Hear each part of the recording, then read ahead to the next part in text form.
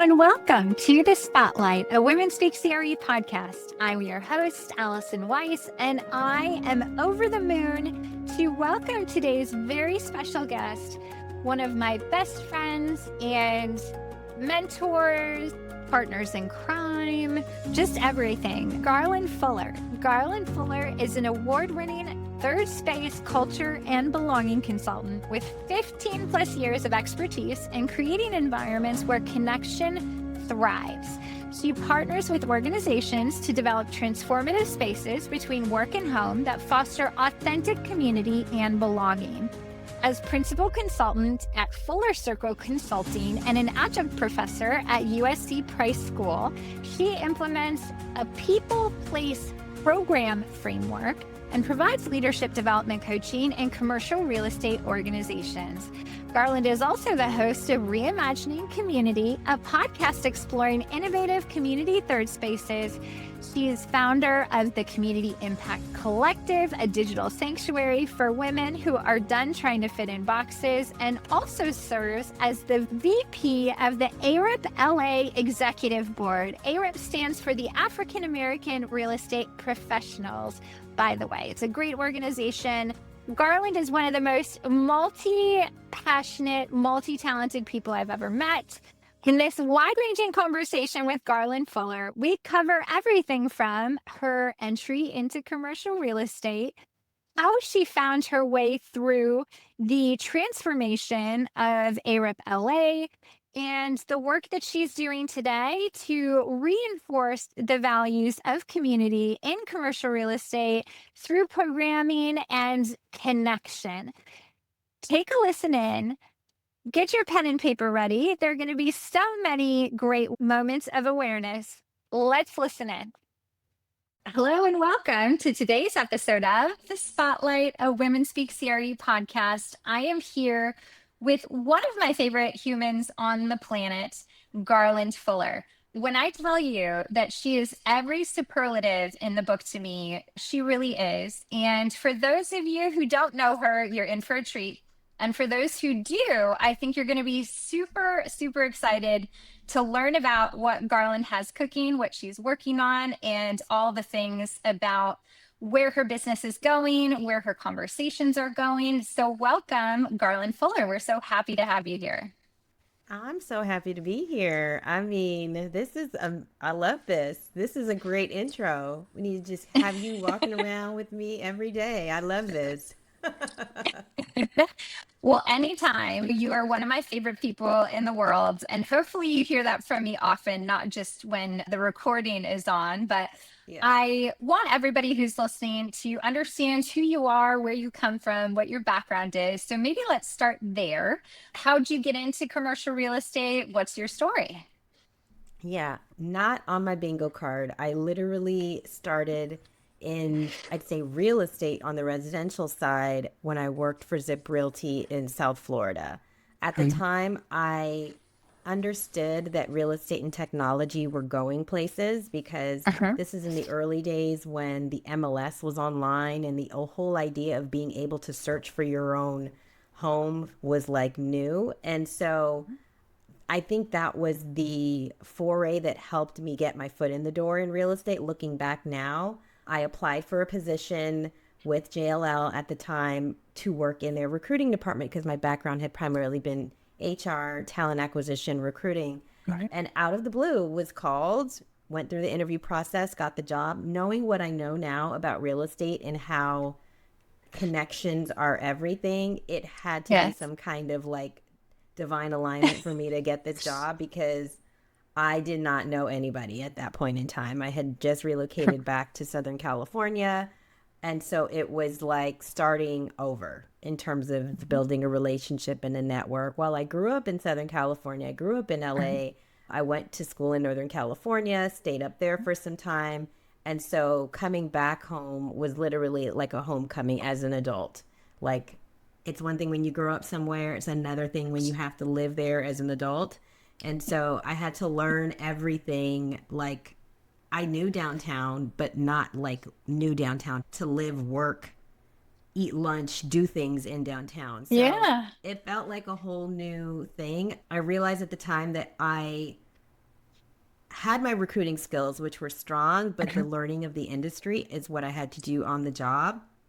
No problem with a lot of the administrative work inside the organizations, but learning about construction management, learning about property management, learning about what is involved in managing commercial property, knowing about what the different commercial assets are, industrial, retail, office, the submarkets within LA. I became a little obsessed about real estate because having lived here and grew up here, I did not realize how these submarkets worked, how all of this comes together, the port in Long Beach and the port of LA and just all that comes through there, the Inland Empire, just, and then when you see buildings start to pop up, you're like, you start to become a little more like, well, who's behind that building or what's going on there? Or I wonder what they're going to build. And so it turns into this, like, for me, even though I wasn't on the deal side, it was very cool to see how this almost invisible industry, even though it's highly visible, but you don't know anything about what's going on behind the scenes. For me, it became very like, ooh, I wonder what's happening in the city. I wonder what's happening in Southern California. And so it was, for me, that was the initial, like, the learning curve was steep, but that was the engine behind, like, I want to know, I want to learn, I want to figure out how this all comes together. And so that was kind of the beginning of it all. I love it. And I think you're hitting on what I also found when I got into commercial real estate, which is all of these different layers and layers of complexity that exist, especially if you're on the people side. So you see individual markets and submarkets and asset classes and roles and responsibilities, and you start to see like this 3D chessboard of the entire industry and how all these different people and personalities and environments work together. It's incredibly compelling. I guess talk to me about, the rest of your commercial real estate career. I guess bring us to present day. Talk about some of the changes and Yeah. transitions. Yeah, it was, so starting out was very much just like how to learn how to do this. But once I figured out how this works, it was very like, well, what can we do and like get really creative? Like, how can we make this really interesting? So, growing up in Southern California, at least for me, it's a very much, there's enclaves and there's little areas that everyone lives and there's different sides of town. And so, what I found to be very interesting in commercial real estate is there weren't a lot of women and there weren't a lot of people of color in some of these offices. And I just thought that's really weird because the LA I know is everyone. Very diverse. Yeah.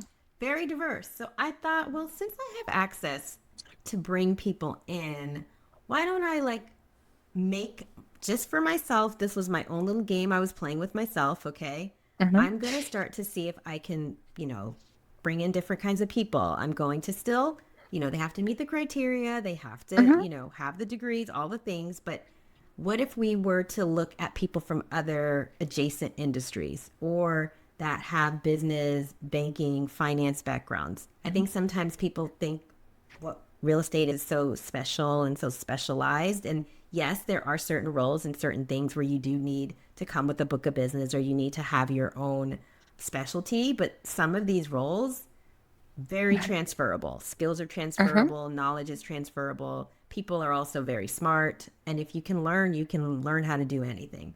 So I really made an effort to bring a lot of types of folks in. And one year I was like, I'm going to track this. And I had like 60% diverse slate. I had like stronger retention, like all this stuff. And I remember bringing this to my boss and they were like, what? Like, what did you do? And I was like, oh, I just wanted to see something. I wanted to see if this was something that we could actually, if we were intentional about, would this change something? And it was kind of surprising because at that point, it wasn't something that was tracked anywhere else. And it was just for me. And I realized, oh, this is for me what makes this work interesting.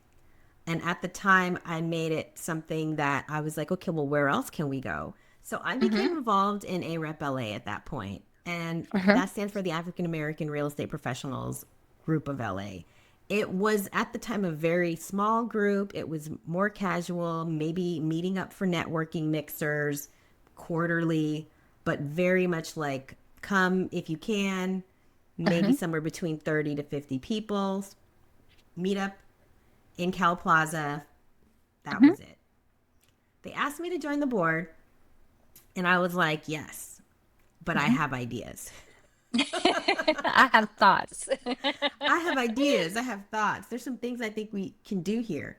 And initially, I think everyone was like, what is she talking about? Keep in mind, I think when you are someone who has people and strategy skills and you see people as an actual element in business outside of like, I know some people are like, they're all about the finance. They're all about the spreadsheets. They're all about how to maximize that. There's some people that are marketing. They're always looking at how can we sell, how can we market. So I'm a people person. You're a people person. This is why we gel, because we understand people in a much, I think, more dynamic and interesting way. And we don't see them as one dimensional or just like one off. It's a lot of nuance. It's a lot of certain skills are blended and certain skills are separate. Like you cannot, it's very hard to find certain people that have certain skills that just are not.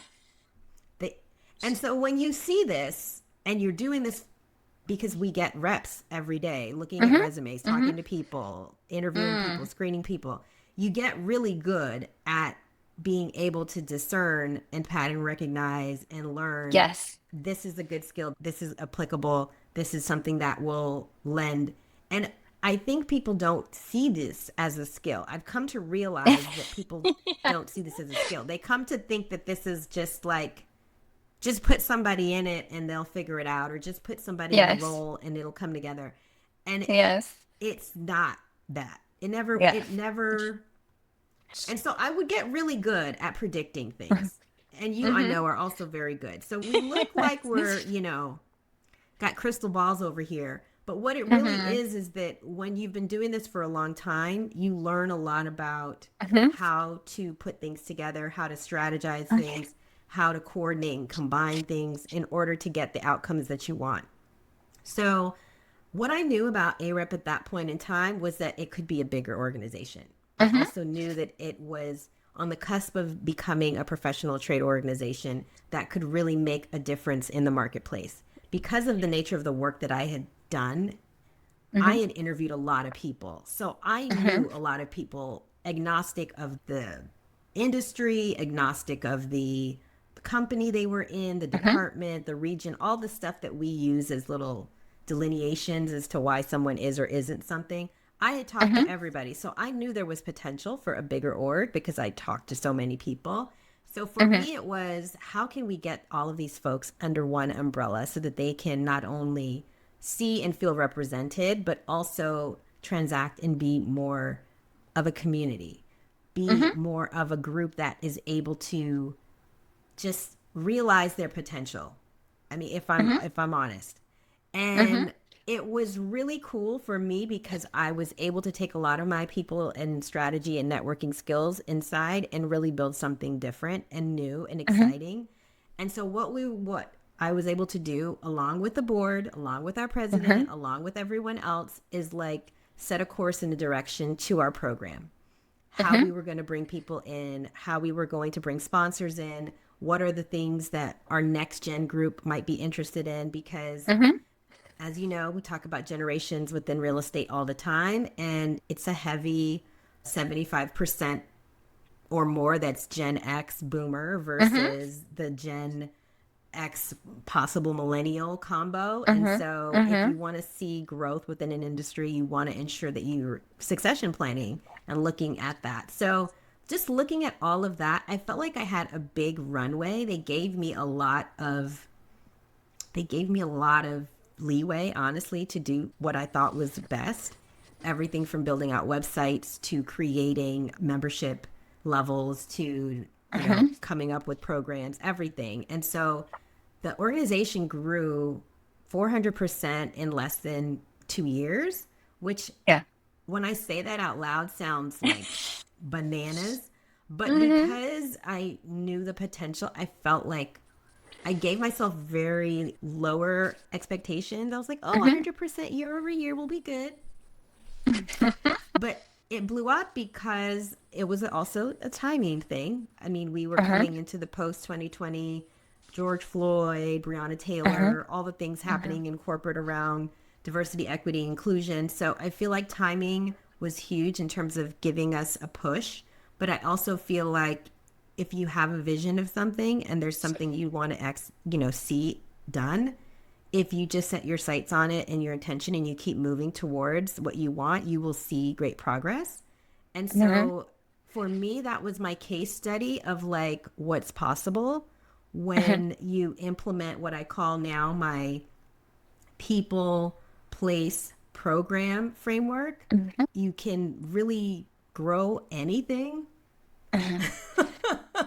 Yes. You can grow a lot of things when you understand the people that you're serving, you Uh-huh. understand the place, and place not only as in physical place. Well, I think fake place is important, physical place, but place as Yes. in what is it that you're building? What place does this hold for the people? Mm. And then program, meaning you're intentional about what you're building, how you're building it, the programming. And the programming for me, yes, it can be an event. Yes, it can be an experience. Yes, it can Uh-huh. be an actual program like a course. It can be anything. But I feel like you have to know your people. You have to know the place that you're trying to create, the container, the space, physical Mm-hmm. or, dare I say, purpose space, Yeah. transformation Psychological space, healing, space. Yeah. psychological space, and then you're able to come up with some cool programming. So I am excited about this because honestly, I feel like we're in a very interesting work evolution time. And you and I have talked Uh-huh. about this work evolution where, we're coming off of COVID, we're coming off Uh-huh. of understanding technology can be used in a much more dynamic fashion. AI is about to jump or is already jumped into the pool of work. Yep. And so if you're not thinking about how you're about to reimagine work, revolutionize how you're doing things, you're gonna get left behind. It's about to be adapt or die. It's about to be adapt or die times. And it is very, I think, important because we can't lose the human and the person in all Uh-uh. of this. I think it's very easy to say this is going to come in and replace, or this is going to come in and take over for something. Um, and that may be true depending on the nature of the work and what it is. But what I also Uh-huh. know, having done this, back in 2008, when I got my master's degree, we were talking about self checkout.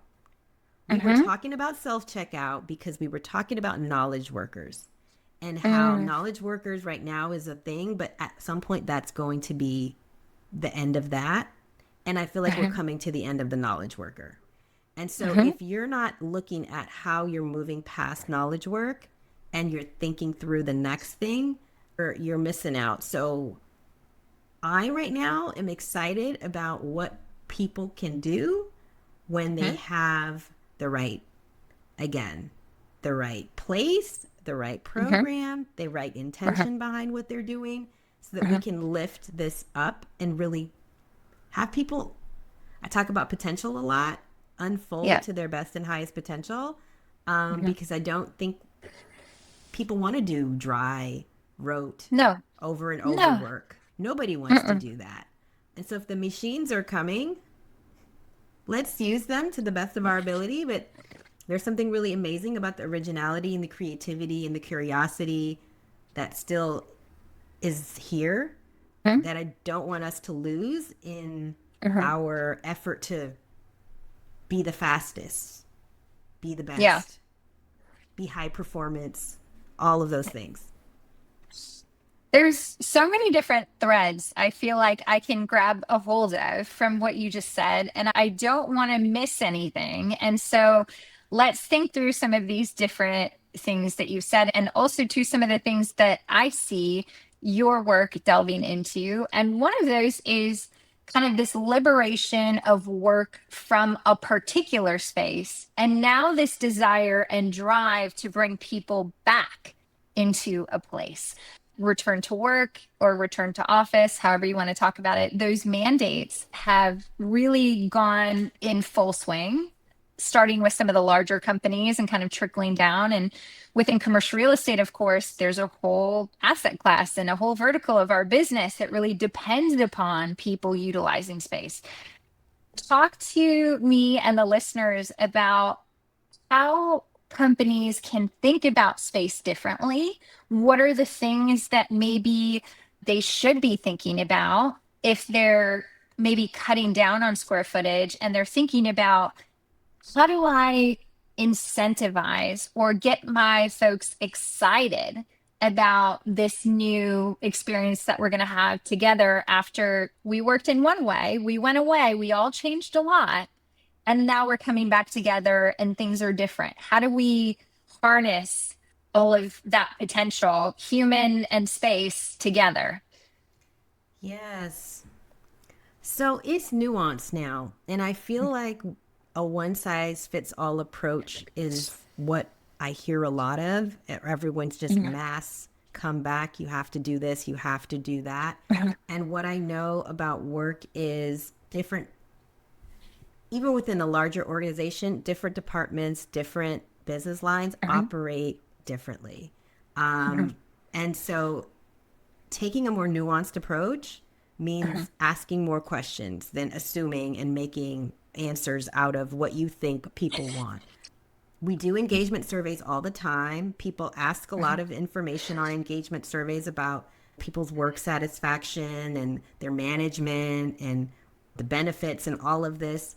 I think this stuff falls under that. It's culture, it's engagement, it's asking those questions. And so it's asking different questions and looking at the data and splicing it in a different way.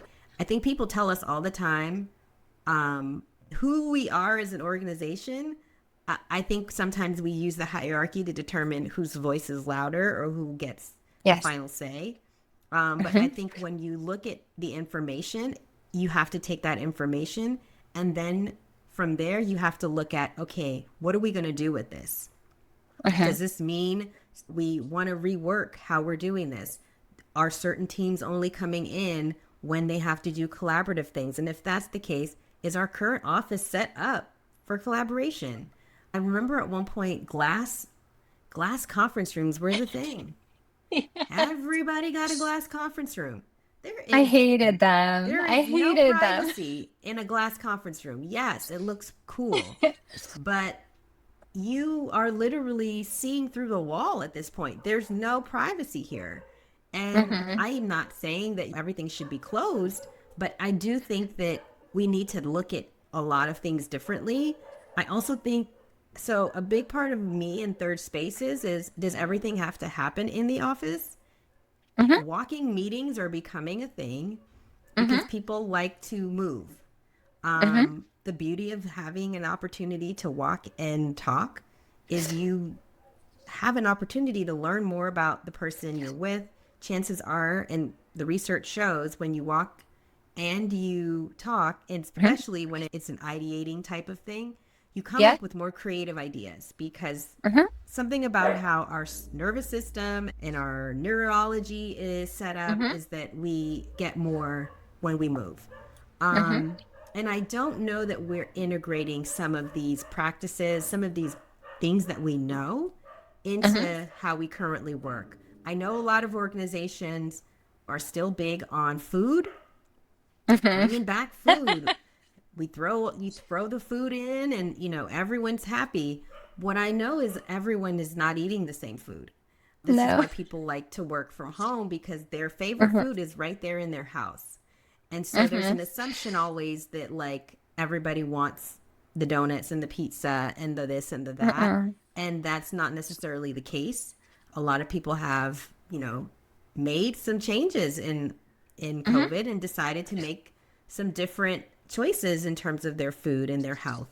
And so it's an assumption, again, that food is something that's going to bring them together when you may be putting the wrong food out.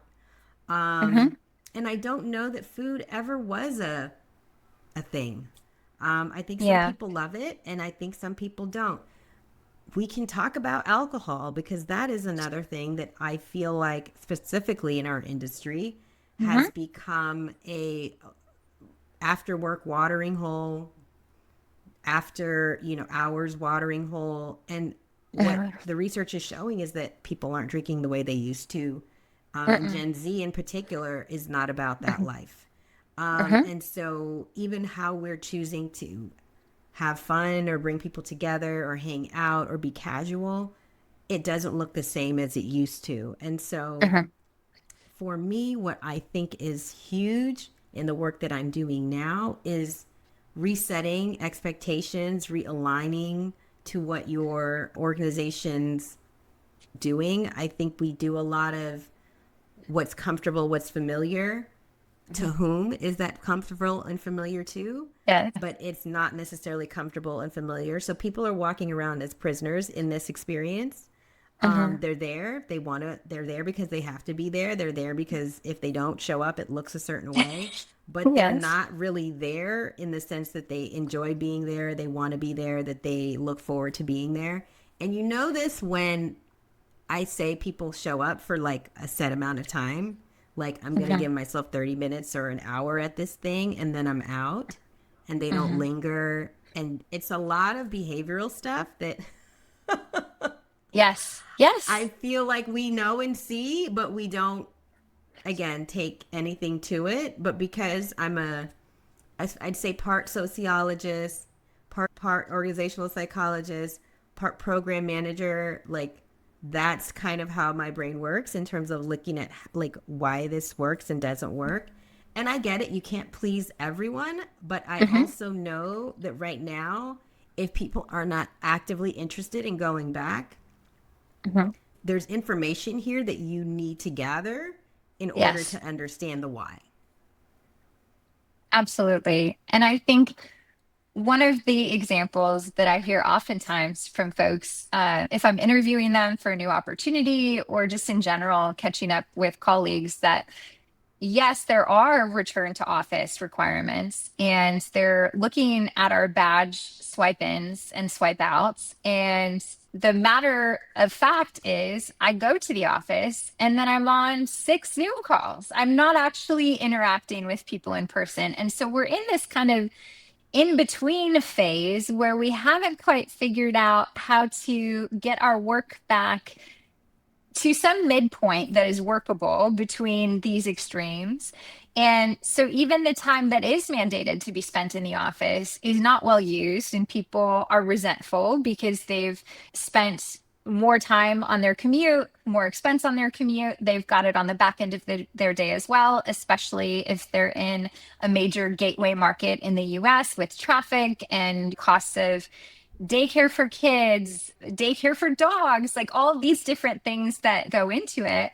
I'm wondering, one of the things that I know that you're doing today, which is really exciting, focused on space and organizations that have space, is kind of activating that space and using that space in new and different ways. Can you talk about some of those examples and how you are bringing the people and the programs to the places that maybe are unexpected and not thought of very often? Yeah. What I love about space, I think this is probably why real estate was so fascinating to me, is that spaces can be transformed like Mhm. overnight or even within hours. You can bring Mhm. something to it and it's totally different. So, what I love about thinking about space differently is there's ebbs and flows in a day, there's ebbs and flows in space. So, say it's a retail location, Mhm. there's, say, a cafe, there's mornings are big, people are here to get their coffee in the morning. It may be a really great place during the afternoon, depending on if you're a co-working type cafe, but maybe Mhm. after 5 o'clock there's nobody in there. Mhm. And so It what can you do? happens. What can you do after 5 o'clock to bring in either a different crowd or to create a different space? Your proximity to higher education institutions or Uh-huh. proximity to, is it a walkable area? Is it something that can be turned into cafes right now Uh-huh. in LA, or like DJs are showing up and people are like hanging out. Yeah. People are also doing dance classes in cafes. People are doing all kinds of things. And I feel as Mhm. though if we aren't looking at ways to bring people together in space, Mhm. we're missing an opportunity. Mhm. And not just together as in we're here, but we're doing something and we're here. We Uh-huh. are Uh-huh. connecting, we are talking, we are dancing, we are moving, we are Yeah. laughing. We're doing something that allows for there to be a reintroduction of why we even get together. I think gathering has gone Yes. stale, a little dormant Uh-huh. lately, and Uh-huh. the beauty of now is we get to figure out and reimagine what this community, what this gathering can look like. And I don't know that we've ever thought about it this way. I think we Uh-uh. just, again, people are trying to default back to 2019 or just let's go and do what we were doing before. But what I know has happened is people are much more selective about Uh-huh. who they want in their space. Mhm. They're also much more selective in discerning whether it's something that they want to literally leave their home to do. Mhm. And it's very much of a, if you can make it low stakes, fun, Mhm. not too difficult as it relates to like making it scary. What I call Yes. scary is, Yes. loud. You're parking, like all the things that Yes. you think about when you're like, ooh, do I want to go? Mhm. If you can make it something that's very easy entry, people Mhm. show up and they tell others and they bring people with them and all of that. I know that we are looking at, for me, when I consult with clients, it's also like VR has become a thing, and looking at your Uh-huh. space in terms of virtual reality. We don't think about space, probably physical space, but Uh-huh. there's a lot of stuff going on in the VR world right now. Mhm. And getting a virtual version of your space sounds like, why would I do that? But you would be Mhm. surprised how VR is changing space. And if you're doing anything commercial real estate, VR is kind of like normal. Mhm. Um, I know 360 photography used to be the thing. That used to be the Yeah. thing. And it still is great, but there's something Mhm. really cool about virtual reality and being able to visualize yourself in the space and bring things with you. I also know that you ask someone that's not you. I teach at USC, and every semester, spring semester, my students, they make me younger. Like they make me think. I ask them questions like, I'm like, really? Is this? Oh, I never thought about it like that. And so Mhm. question things, because it's Mhm. very easy as we age to think that our way or one way is the best way, the only way. But Mhm. what I've come to realize is like there's other ways to do things, and people may come up with some really cool stuff that you didn't necessarily think was a thing or would work, and it Mhm. actually does better than you could have imagined. Absolutely. So, two really interesting thoughts are popping into my head that I know you and I have talked about in terms of different unique events and trends and things that we're seeing in this kind of third space within your framework of people, place, and program. One of those being the silent book clubs that are popping up all over the country. And then this other idea of the return to the salon, which was something, that the turn of the century in the 1900s was a big thing among academics and artists and musicians and all sorts of the intelligentsia, if you will. And I know one of those ideas of the salon, I feel like Evie Gross, who is a friend of mine and puts one on called Retail Uncorked. And she actually has it around the country at different times, but it's very specific, it's very small, very intimate. Talk to me about these different trends and the things that you see about them that are working that can help people to understand why we really need to revolutionize the way that we're thinking about gathering, connecting, activating these spaces. Yeah, no, I love this concept of bringing artists and academics and creatives because everyone's got a different vantage point and Mhm, how they approach conversations on a topic is totally mhm. different. And so I think salons are really huge. I've also been seeing like people wanting to hear pop hits in classical music form, and people Yes. will put candlelight out and then go and listen to their favorite pop classics in an orchestra. It's a lot of how can we take things that are familiar but then make it different? How can we Uh-huh. do something that we enjoy? But the amount of Beyonce party stuff that has like popped up, Taylor Swift, like Yes. Gaga, like people have their favorite artists and then they Hmm. will literally have a skate party around it. They're doing all kinds of interesting things that I think Yes. make, I mean, if this person's a pop icon and they sell Hmm. out stadiums, trust and believe there's a lot of people that like them. Yeah. So if you do something around it, it will bring out a generation of people that you probably didn't realize was even out here. It Yes. also allows for you to have conversations, also about facilitated conversations, Hmm. because I think Hmm.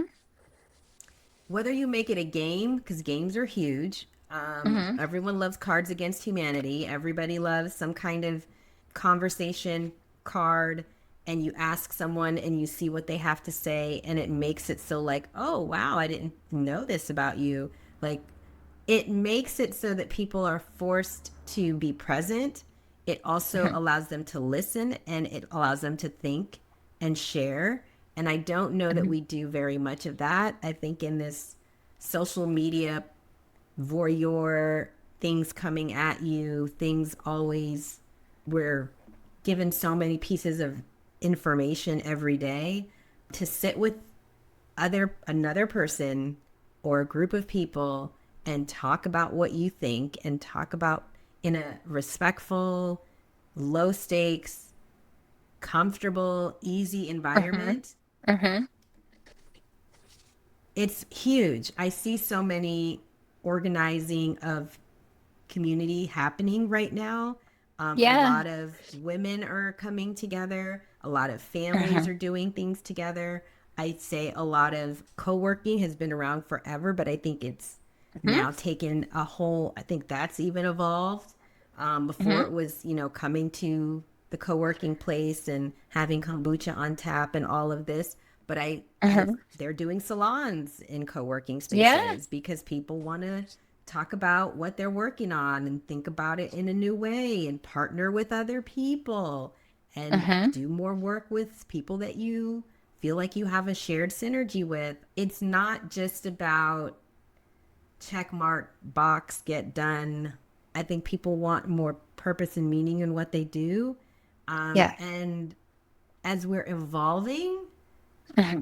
to take the rote, to take the things that we don't like off of our plates, to make Hmm. room for the creativity and the imagination and the curiosity and the what if, Hmm. there's some cool stuff I think that can come out of it. And for me, it's helping organizations figure out what that is and helping Yeah. the planners and the event people and the program people figure out what that is because I've been to a lot of conferences where you can tell they Hmm. took time and there was actual Yes. conversation around it and it Hmm. it makes you feel like seen. And then Hmm. I've been to conferences where it's like cattle call and you're just going through the motions from one Yeah. breakout room to the next. Hmm. um and it matters, it matters. Hmm. Absolutely.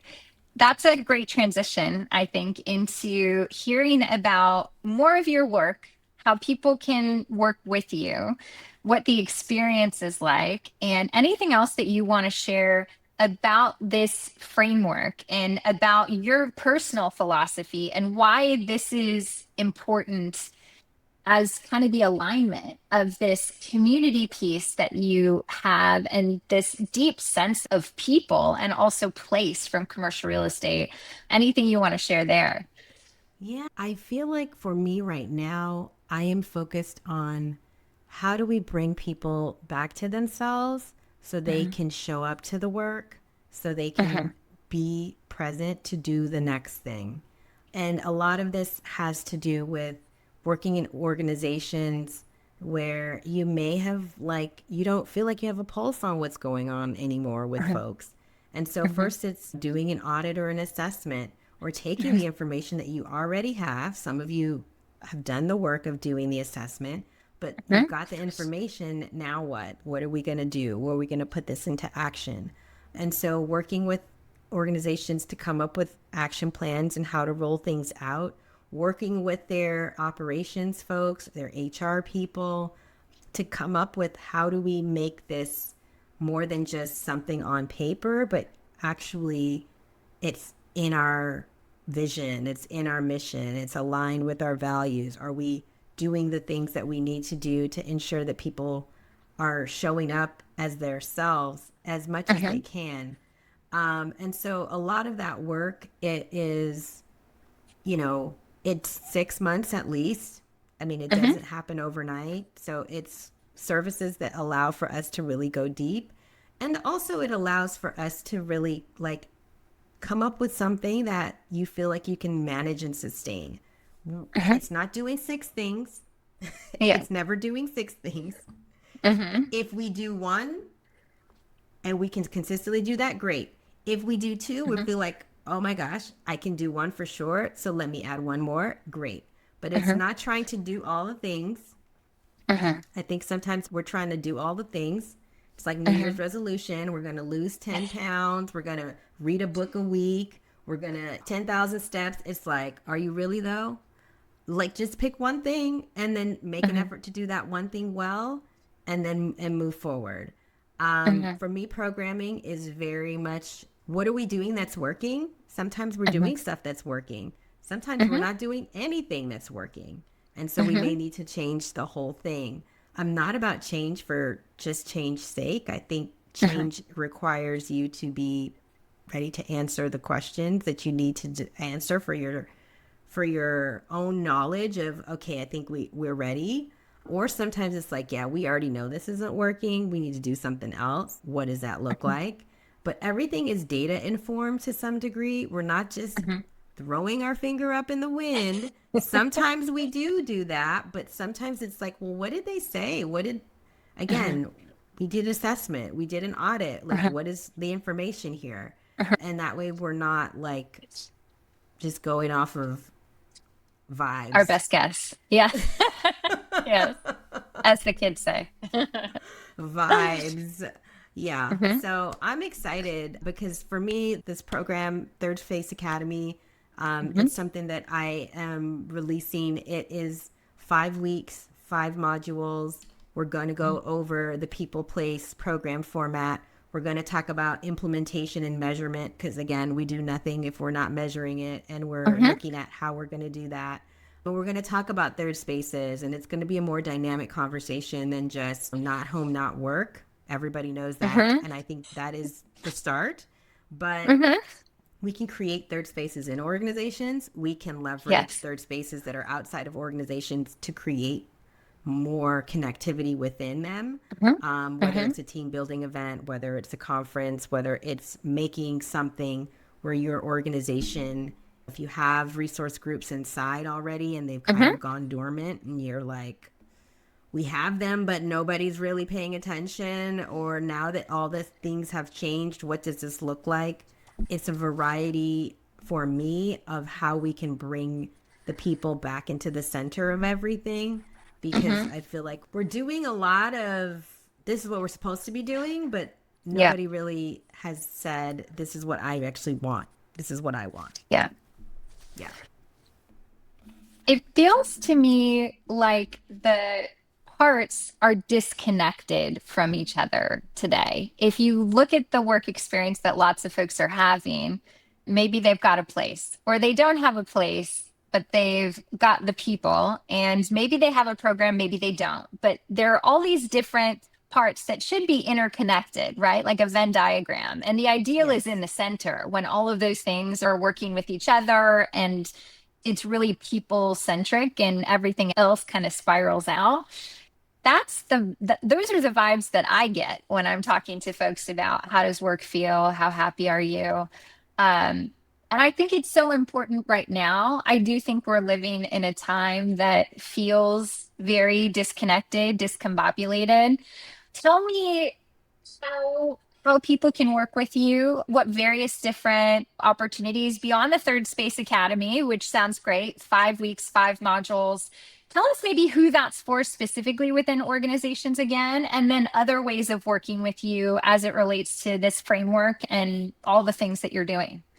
Yeah, so the Third Space Academy is for your HR professional, your operations person. If you're a property manager and have to come and put things together with the tenants for the tenants. Mhm, If you are an employee resource group leader and you're like, mhm. gosh, we haven't done anything in that space in a minute. It's for this, I call them the space holders and the culture builders. It's the people who, hey, I think we need to have this. And you're like, do we? Okay, what are we doing? And you're looking Yes. around and people are looking at you and you're like, okay, what are we going to come up with? If that's you, this is for you. In terms of organizations, if you would like to work with me, garlandfuller.com. Everything is on garlandfuller.com. It is, you'll see my story. You'll see some of the work that I do as it relates to workshops, speaking, Mhm, how mhm. I, if you like more one on one hand holding, let's look at your stuff and really get into the depth of it. That type of organizational consulting, but you can book a call through there and we can Mhm.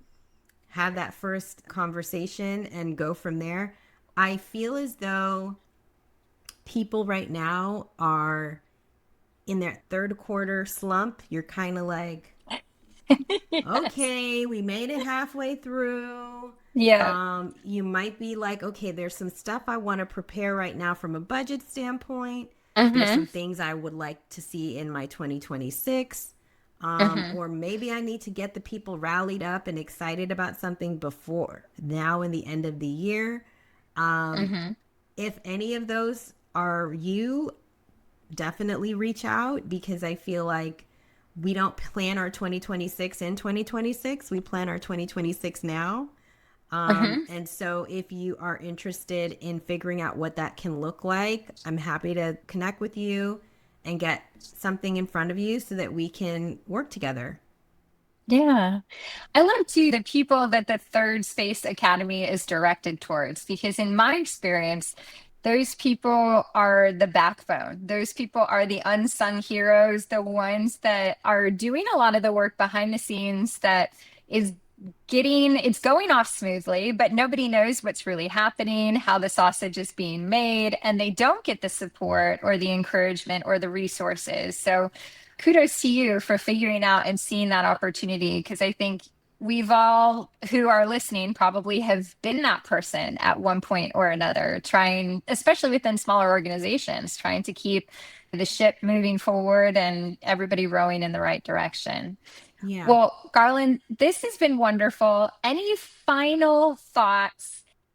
What in general do you want folks to take away from this conversation, and how should they connect with you? Yeah, I just want people to realize they have options. There's another way to do this. I think you always just go along to get along, and Mhm. you may not be working, but I don't know what else to do. So I'm just going to keep putting one foot in front of the next and we'll just hope for the best.